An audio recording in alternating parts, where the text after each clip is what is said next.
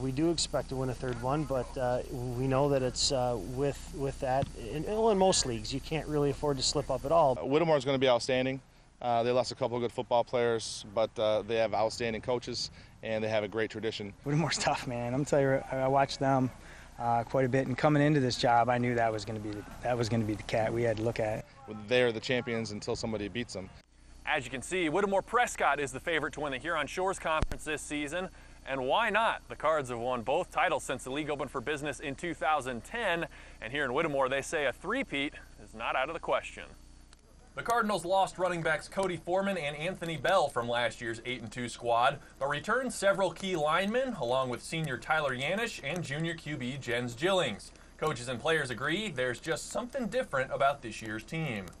Since I've been here, I would say this is probably the best start that we've had. Kids showing up on time, ready to play, just a great attitude. We do have a great senior leadership this year, and I think that starts everything. I think just the hype, the expectations from the community and stuff like that just really gets us fired up, and we're ready to play ball this year. Whittemore clinched last year's Huron Shores title with its Week 9 victory over Tawas. After challenging for the championship, the Braves graduated a large senior class that included standout quarterback Spencer Ellis, receiver Nick Kolnitis, and fifth down player of the year finalist Tyler Samuels.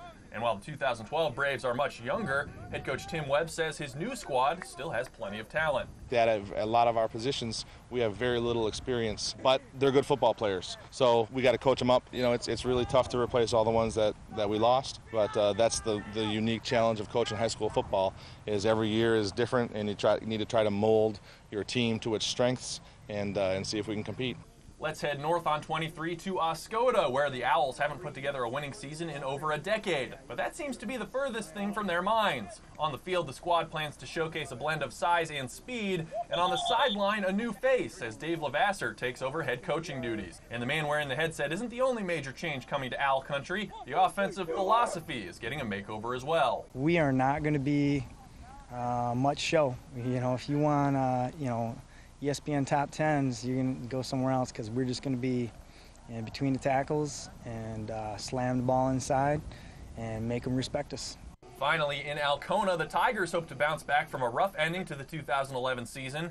After starting the year 5-0, Alcona lost its final 4 games, falling just short of a trip to the postseason. Alcona lost All-State defensive end Brock Laverne and bruising running back Andrew Chamberlain, but returns 1,000-yard back Nathan Fettis to help lead the Tiger attack. As disappointing as last year was, the Tigers say they aren't dwelling on it, and they're optimistic about 2012.